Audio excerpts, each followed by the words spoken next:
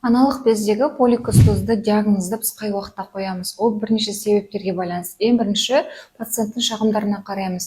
Яғни етек циклы тұрақсыз келуі, және де андрогенді гормондар, яғни еркек гормондарының көп өсуіне байланысты түктердің пайда болуы, бетінде, ішінде, жамбас аймақтарында түктердің пайда болуымен, сонымен қатар УЗИда біз аналық без жасушаларды, фолликулалардың өте көп мөлшерде болуын айтамыз. Осыған байланысты біз синдром поликистозды диагноз қоямыз. Мұндай жағдайда не істеу керек? Ең бірінші, әйел адамда артық салмақ болатын болса, артық салмақтан арылу, және де анализдер тапсырған кезде, егер де эндокринологиялық инсулин, глюкозаға байланысты жоғары болатын болса, эндокринологтың кеңесімен бірге ем қабылдайды. Сонымен қатар гормондық бұзылыстар болатын болса, гормональды, яғни етек циклін реттеу мақсатында біз науқастың шағымдарына байланысты кеңес береміз. Сонымен қатар бұл поликистозды ауру кезінде көп пациенттарда жүктіліктің болмауы болып жатады. Не үшін? Яғни аналық безде фолликулалар өте көп мөлшерде болғандықтан біз овуляция болмайды.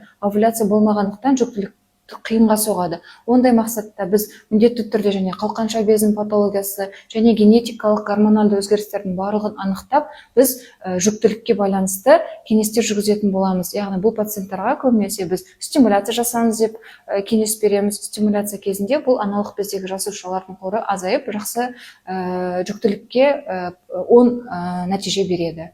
Сондықтан сіздерге егер поликистозды диагноз деп қойылатын болса, одан қорықпаңыздар. Міндетті түрде осы шағымдарыңыз болатын болса, гинекологқа қарауды ұмытпаңыздар.